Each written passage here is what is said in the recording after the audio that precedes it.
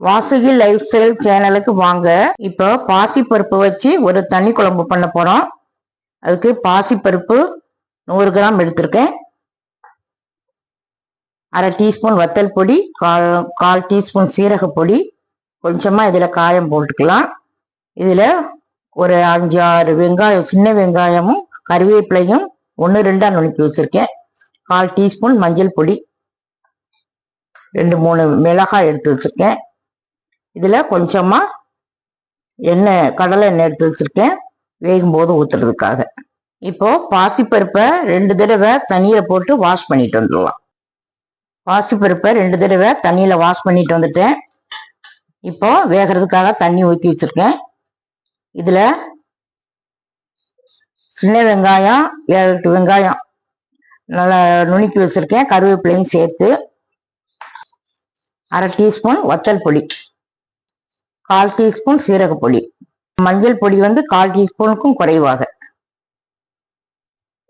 காயப்பொடி ஒரு 1/4 டீஸ்பூன், 1/4 டீஸ்பூனுக்கும் குறைவா சேர்த்துக்கலாம். மிளகாய் 2-3 மிளகாய் இந்த மாதிரி கீறி வச்சிருக்கேன், சேர்த்துக்கலாம். எண்ணெய் அரை டீஸ்பூன் கடலை எண்ணெய் எடுத்து வச்சிருக்கேன், அதையும் சேர்த்துக்கலாம்.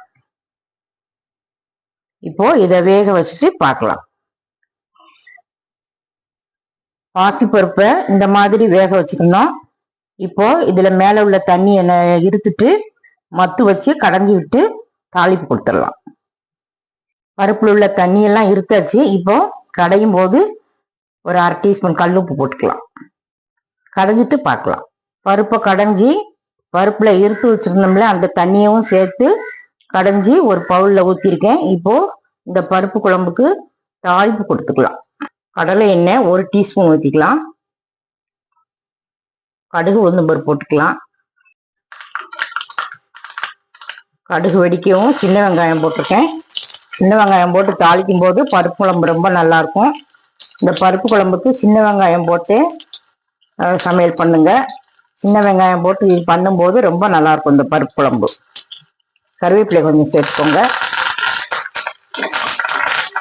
இந்த சின்ன வெங்காயம் போட்டு தாளிக்காதவங்க நம்ம கறி வடகம்னு போட்டுப்பாங்களே, அந்த கறி வடகம் போட்டு இந்த தண்ணி குழம்பு தாளிக்கும் போதும் ரொம்ப டேஸ்டா இருக்கும். தாளிப்பை பருப்பு குழம்புல சேர்த்துக்கலாம். பருப்பு குழம்பு சூப்பரா இருக்கு. நல்லா கலந்து விட்டுக்கலாம். தண்ணி பருப்பு சூப்பரா பெர்ஃபெக்டா ரெடி ஆயிருக்கு. இந்த தண்ணி பருப்புக்கு பொருத்தமான சைடிஷ் வேற பண்ணியிருக்கேன். தண்ணி பருப்பு குழம்பு நீங்களும் செய்து சாப்பிட்டு பாருங்க. சப்ஸ்கிரைப் பண்ணுங்க, பெல் பட்டன் ஆன் பண்ணுங்க, பிடிச்சிருந்தா லைக் பண்ணுங்க.